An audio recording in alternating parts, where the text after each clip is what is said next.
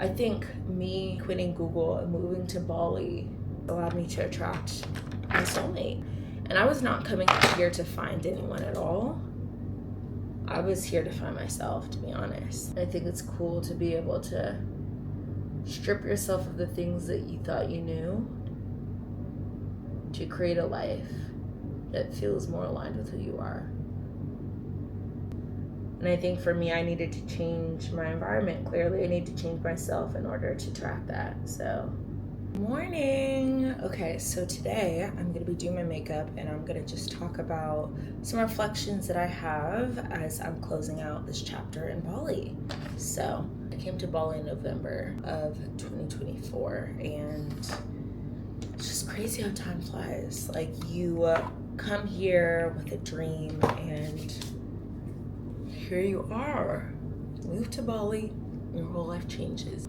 Wow, I put way too much sunscreen on my face. I hate this for me. Oh my gosh. So I'm also trying a new sunscreen. You know, when you go to the store, you're like, oh, that looks familiar, let me grab it. Yeah, well, it wasn't the right one. So here I am, looking like a ghost with a white cast. Don't be like me. I do like this brand though, Centella. It's really good. But I normally get like the Air Whip for sunscreen. This is not good. Like, okay, yeah, my face will be protected, but like, I hate this. So maybe if I put lotion over it, it'll make it better. But anyway, so moving to Bali has always been a dream of mine, and I made it happen. And it could not have been done without constant journaling, prayer, connection with myself, connection with God, and just believe that like this is the only option. I think a lot of people are like, how did you do it? How did you do it? And I was like, I visualized it. Let's see. Oh gosh, not good. It's not good. Oh no. Well, maybe if I put makeup over it, it'll be better. I mean, at least my face will be protected. So anyway, life in Bali, moving to Bali, like quitting my job, moving overseas. Also, I'm putting this matte primer on, selling everything, car, apartment. Moving overseas was definitely a labor of love. I remember when I first quit my job, I was going on vacation and I was just like, oh my gosh, I'm gonna be living on vacation forever. And that's what it felt like. And it still feels like. It's just like, okay, vacation never ends. Like, I'm kind of just like floating around, but in a way now that feels purposeful. And the whole origin story of this whole thing is like, at 25, I was like, I want to retire at 30. I did not want to work forever in a corporate environment. And that's just like, again, nothing against the place that I worked at. I just was like, I'm working for somebody else, you know? So I could have worked anywhere, but it just, to me, felt like it wasn't what I was supposed to be doing. So yeah, at 25, I said that I wanted to retire corporate at 30. And I never told anybody because I was just like, I don't know how this will actually happen, but I just don't believe I'm supposed to be working for someone forever. And I was always coming up on my 30th birthday. Normally for my birthday, I go on a trip. And I went on this retreat. Basically, we wrote down what we wanted to accomplish by the retreat, which was a year away. And I said I wanted to leave corporate and be a full-time content creator. And so miraculously, a financial advisor fell into my lap on LinkedIn. I talked to him, told him I wanted to leave, and he was like, okay, this is your plan. So I made a plan. And I was like, I want to leave, I want to live overseas, like this is a life. And it's crazy because it was just a dream. Like I was like, okay, I'm gonna do it. To actually make your dreams a reality is so crazy. And I was scared. I was like, is this the right decision? I'm leaving money on the table, but this feels like my only opportunity to do it. You know, if you ever like make promises to yourself, I think you have to just do it. Like, I really think you owe it to yourself because it's a form of self-love. If you're like making excuses for yourself, it's like, who's gonna hold you accountable? You can't even hold yourself accountable. And I'm not saying I'm perfect. There are things that I'm like, oh, I'm gonna get up and go to the gym, and like, you know, sometimes I make excuses, or I'll be like, okay, I'm gonna wake up at 8 a.m. I wake up at 9 maybe and go to the gym later. Like, stuff happens. But I think when it's something big, like life-changing like this, I think you have to do it. When you make a promise to yourself, I think you have to do it, honestly. And that is what this life is about. It's just, I think it's really cool when you're able to like make promises to yourself on like what you're gonna do. Because if you don't, you're just kind of hugging along throughout life, and you're like, okay, like I'm working this job, I'm doing whatever. If you actually just make promises with yourself and keep them, you will actually be surprised at how amazing your life turns out. This is a reflection of that. Just moving to Bali, being a full-time content creator, coming out here, checking out different neighborhoods, different villages, figuring out what works for me, meeting my boyfriend. I do, like, him and I, it's really cool to meet someone who's on a similar path and also was like, nope, America, not doing that. I think this American dream, it's like when you achieve it so early on in life. Because I'm telling you, the dream was achieved. Beautiful apartment across the street from the beach. Lived in Santa Monica. I had my dream car at the time. I don't know what my dream car is now. I don't, like, do I have a dream car? Do I even dream of having a car? Just like, well, I had my dream car, dream job, dream life, but it was just like, I'm waiting, I need something else to happen in my life. And I've always wanted to live overseas. I've been in different relationships where I was just like, okay, I like this person, but I don't know if living overseas would be an option. I've always said I wanted to live overseas before I got married because I just didn't know if, one, my person would want to live overseas, or yeah, just like what the opportunities would look like. And to have met someone who is on a similar journey, on a similar path, is really cool, because this can be a lonely journey. Like, when I was packing up, it felt like I was climbing up a mountain and a boulder was on my back, and if I stopped, I would lose momentum and it would take a lot longer for me to keep going. And so I had to keep going, even though no one I know was doing it. It was not easy at all. There were moments where I just sat in my apartment. I was just like, how did I accumulate all these things? That was my first time. I mean, no, I moved out of my parents' house, so that was the first time I moved, but it was the first time moving out with just like my stuff. Like, Asia, you accumulated all this. So like, I lived in Santa Monica for 4 years, accumulated a lot. Packing and donating and selling was a lot of work. But I was like, but this life, this won't feel like the biggest feat. Like, it'll be worth it. I loved my couch so much. My couch was my favorite. It was so comfortable. If anyone had been to my apartment, they were like this couch is everything. I've taken great naps on that couch. But I knew that this life was worth it. So it was challenging. I tracked everything I sold and donated. And eventually, I think I had to extend my departure date. So originally I was planning to leave in September, like the end of September, but I wasn't able to sell my car in time. So I had to move my departure date back to October 12th. And that's when I left the US. And that was the happiest day of my life, because I didn't know what I was heading towards, but I knew I was heading towards something that felt more aligned with my soul. And I'm so grateful that my family was so supportive of it, because it's just like, you know, you want your kids to be secure financially, to have a good job, to be stable, all that stuff. And that's all Google was. Like, Google was stability. Google was safety. It was a symbol of success, you know? But again, once you experience it, you're just like, okay, now what? And so I first took, I stopped in Thailand. I was in Thailand for like 3 weeks in Krabi. And I was like, why am I prolonging my trip to Bali? Because I think I was deciding between Thailand and Bali. I was like, okay, I want to move to Bali, but they don't have, or at least based on my research, I didn't see a digital nomad visa that fit my situation.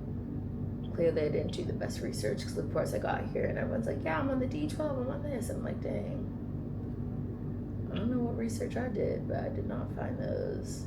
It just seemed like it was more challenging to get a digital nomad visa until I got here, and then everyone's like, oh yeah, I have a guy who you can pay X amount and stay for X amount of time. And so anyway, I still have the Thailand visa because that was the original plan. But I was like, Bali feels like the place that I need to move to. So moved to Bali after 3 weeks in Krabi, and I think for me I needed to be in Thailand for 3 weeks because it was like a good transition point. I was trying to figure it all out. I was like, okay, oh my gosh, my eyeballs look crazy. I was like, okay, who's this version of myself I can finally relax before I step into this new chapter that is Bali? I didn't know what to expect. It's also like, it's different when you're living somewhere versus vacationing because you're like, okay, what are my daily routines? What do I do? I also met a lot of people who were working and I wasn't like ready to jump into work yet. So I was like, okay, I don't necessarily want to jump back into work. I just want to like figure out who I am outside of the Google title.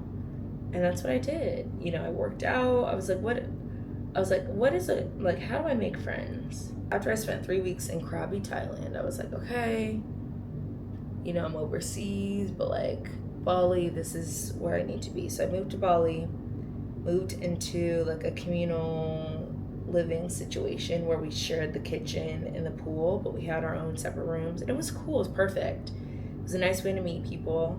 And like I said, after living in Bali for a while, I would definitely choose this place. It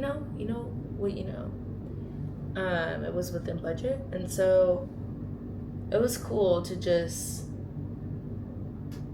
figure out how to make friends. And so for me, that looked like joining women's groups. And that's how I met some of my friends now at a women's group. It was like a women's circle that I joined.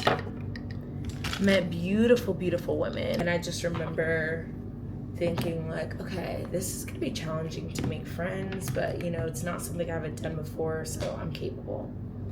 So I went to the women's group, like, hey, I just moved to Bali.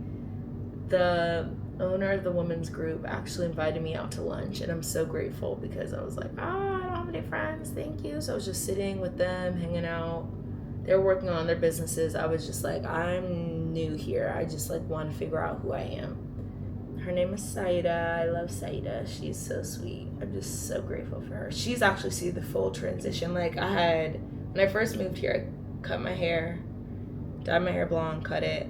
I got a wig because it was humid, and I just was like, I can't. The wig did not look good, but it was the best that I could do at the time. So she saw me with my hair freshly cut. She saw me with the wig. She's seen me with this hair, and she's like, I have seen the transition. Like, she has.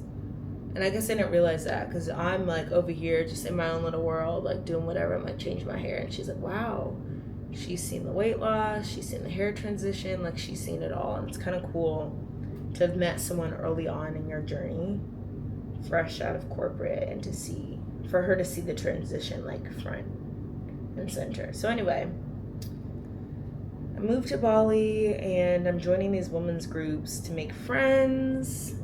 And then, I just working out is what I like to do. So I was like, let me go to take classes on ClassPass. I love ClassPass. ClassPass is the best thing ever. I should probably look up the founder of ClassPass. Genius. So I would take these classes via ClassPass, and I went to Bali Social Club. And the ladies were super nice and friendly. They were just like amazing, super sweet, super supportive. We're all dying together. And this one girl, so after the class, I go into the locker room, and I'm just like, okay, Asia, what are we doing? We're gonna go upstairs maybe and like check out the pool. And this one woman, her name is Haley. She comes up to me, she's like, hey, are you new here? I was like, yeah. And she's like, okay, like, where are you from? So we're getting to know each other. I'm telling her where I'm from. It's like, I just moved to Bali. I'm trying to figure out what's next. She's like, oh my gosh, I have a community. It's called Women in Business. And I was like, oh, okay.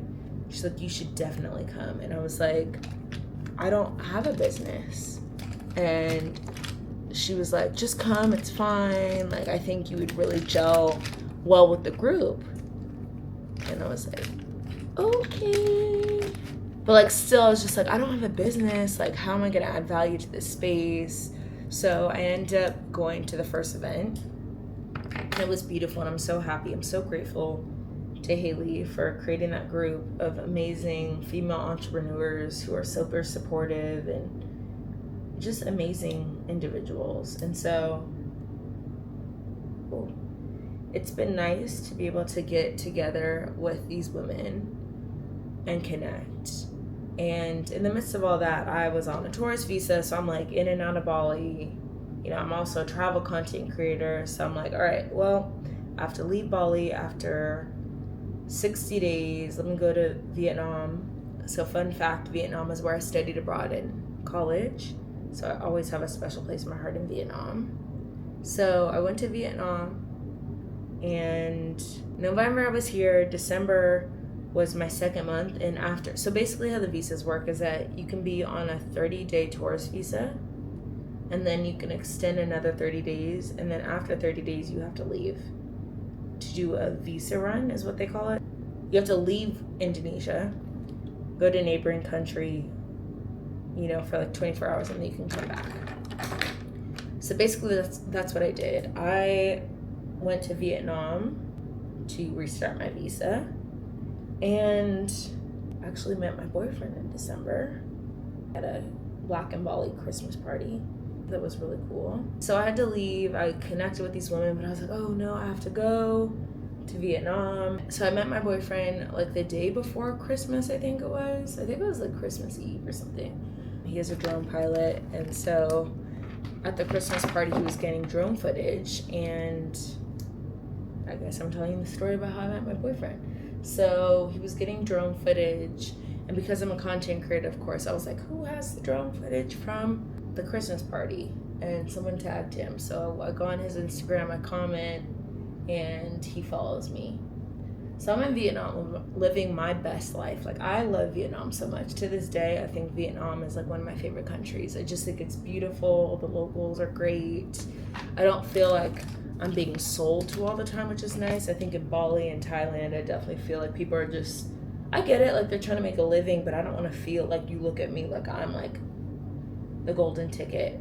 No one wants to feel like that. No one wants to feel like, oh, you only are being nice to me because I have money. And so anyway, I am in Vietnam living my best life, and he was not my boyfriend then, obviously, but he would comment on every single story of mine. It was like at a cafe, or like showed the hotel, and he's like, where is that place? Like, oh, it's this is what it's called. And then he would be like, okay, how much longer are you there? And I was like, oh, I have like 10 more days left. I was there for a month, but like eventually got to like 10 days left.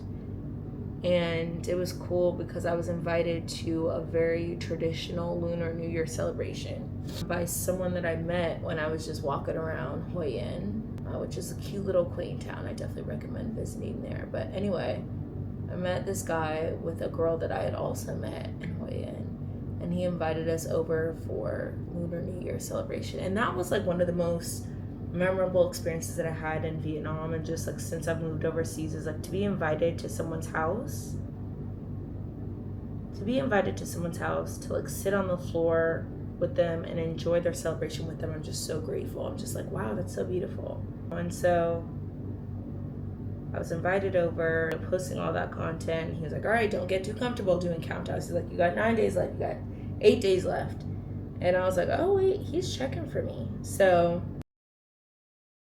anyway, he's counting down my time in Vietnam, and he's like, don't get too comfortable. You look a little too happy. You about to leave soon. And I'm like, no, I don't want to leave. Also, rainy season was so bad here. I was not a fan. I don't think I'll ever want to experience rainy season in Bali ever again, because it just, at least the rainy season that I experienced was so extreme and intense. I was like, no one deserves to experience this. Like, I think it was harder for me because I like being outside and I was new and I didn't know anybody. So to me, to be in a rainy area and it just like wasn't fun, you know. I'm like, it's raining all the time, I can't meet people, like what are we doing? So basically, I was not excited to come back to rainy season, but a mutual acquaintance of ours suggested that we should go to Gili Air. She told him that, and she also suggested that I go as well. And so we both went. We were like, okay, we're gonna go, because I don't want to be in Bali during rainy season. Like, I just was so depressed. So she invites us to Gili Air, and he asks if I'm going, and he says that he's going. I was like, okay, cool. So we go out there. We went out there once just to check it out, and then they had to pack their stuff up, and then we went out there for like a month. And I was so grateful. Beautiful sunsets. I definitely recommend, if you're in Bali, like, go to Gili Air.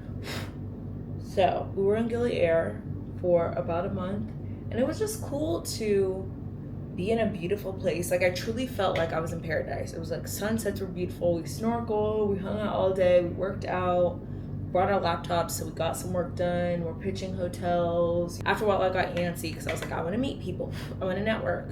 Like, I'm not seen on this island. Like, I'm just kind of like just here, but like I'm not moving the needle for it as far as my brand goes. He was like, we can like structure your days so that you feel productive. So that's when we focus more on like setting a goal of like, okay, I'm gonna pitch these many hotels per day.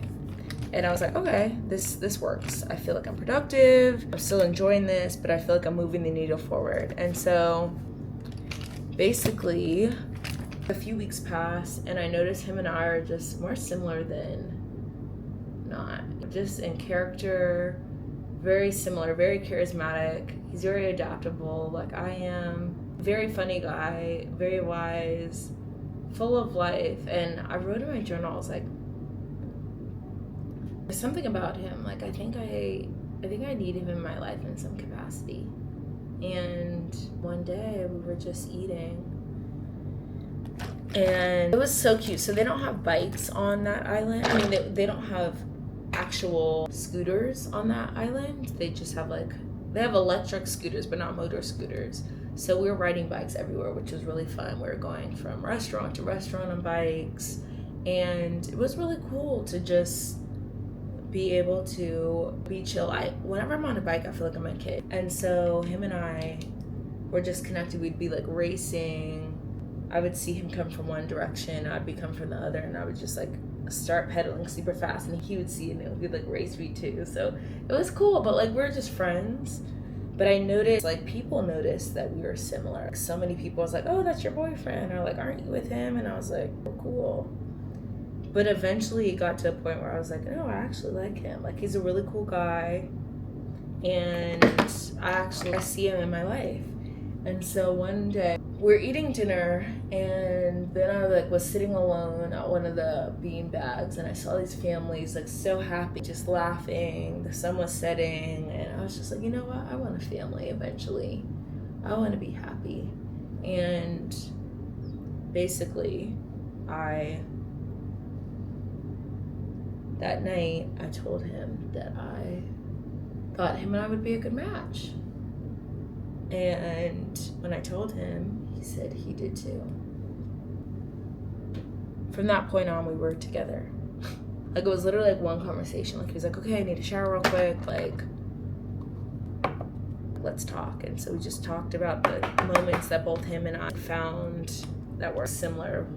Of like, okay, when you did this, what did that mean? Or I noticed you when you did this. Or like, I noticed you liked me or whatever. So it was really cool.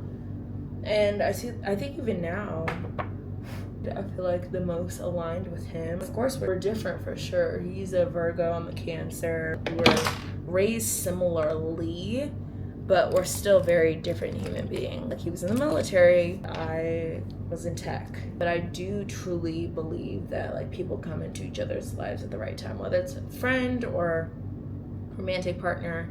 And I was not coming here to find anyone at all. I was here to find myself, to be honest. Being in the tech industry, I became very masculine. I was just very like go-getter, just intense. Like, everything had a time limit and everything was structure and plan and organization. And I would say those are masculine traits, but I just like was very masculine in my role and masculine in my pursuit of my career. I think me quitting Google and moving to Bali and just allowing the time to be and not be in that super masculine headspace allowed me to attract my soulmate. And it's kind of cool to experience that. I don't know if I believed in soulmates before, but there's something special about our bond. Something very special about that. I think it's cool to be able to strip yourself of the things that you thought you knew to create a life that feels more aligned with who you are. I truly don't believe that we're put on this earth to pay bills and die. Like, I truly don't believe that. And I'm not saying, like, I'm still a go-getter, you know. I'm still someone who cares about my career. I'm still someone who values my career, and I think it's important. I still believe that I have a purpose on this earth to positively impact the world. I still believe in all of that. But having a break and leaving the tech world where I was just like grind mode, build mode, strategy mode all the time allowed me the space and time to lean more on my feminine energy. And like, my sister's a feminine energy coach, so her and I had been talking about ways to lean more on my feminine energy. So it was like, it wasn't like I fell into being more feminine. It's like I was being intentional. I would take feminine energy courses or like dance classes to lean more in my feminine.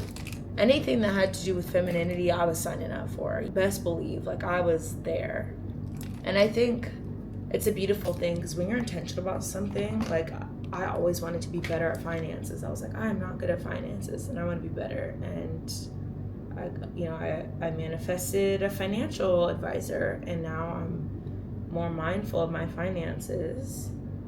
And I would say I'm definitely more comfortable in a way that I wasn't before. And so I just believe, like, if you are someone who wants to work on something, just say you want to be better at it, and like be intentional with your time and think through, like, okay, so what are ways that I can be better? Is it spending? Is it saving? Is it investing? Is it just like looking at my bank account? Because sometimes just looking at your bank account is all you need to do. I think often we're like, oh, I want to look at my bank account, but it's like, no, you need to look at your bank account. Like, I think it's really important to know where you're at, rather than like, if I don't look at it, it's not real. It's like, it is real, and it will bite you in the butt, and you may still receive an overdraft fee. Whether you look at it or not, you're gonna receive it, you know. So you might as well know where you're at and figure out what to do, whether it's like make more money or spend less or whatever it is, like only you know. But yeah, I would say honestly, being more my feminine is what attracted my now boyfriend, because he is very masculine. I think before, it's just like I wasn't attracting like the masculine men that I felt like had the values that I thought were important. And I think for me, I needed to change my environment. Clearly, I need to change myself in order to attract that. So it's kind of cool to think about how like quitting my job, moving to Bali allowed me to get my dream life in every way, where I'm here trying to positively impact women's lives in our freedom of time. And I'm in an amazing relationship with an amazing human being who supports me and cares about me and finds ways to make my life easier. And I'm just like, I don't know if this would have happened if I was still at Google. I mean, there's no way that him and I would have met, just because him and I both had the same, like, we just had time, you know? We had time. And to me, having time, obviously you have more time to nurture a relationship. And So I'm just grateful for that. I'm so grateful for freedom of time. I'm grateful for my decision to move to Bali and to find myself, to find my soulmate, to find my or one of my purposes, because I do believe we all have multiple purposes. But yeah, it feels really cool to have done that, and I just want everyone else to do it. Like, the world would be a better place if we all were living in alignment with our purpose, and I want to help you do that. As a woman, like, we're so powerful. When we're embodied in our femininity, when we're embodied in who we are and we're happy, like, we can live beautiful lives. We attract beautiful things.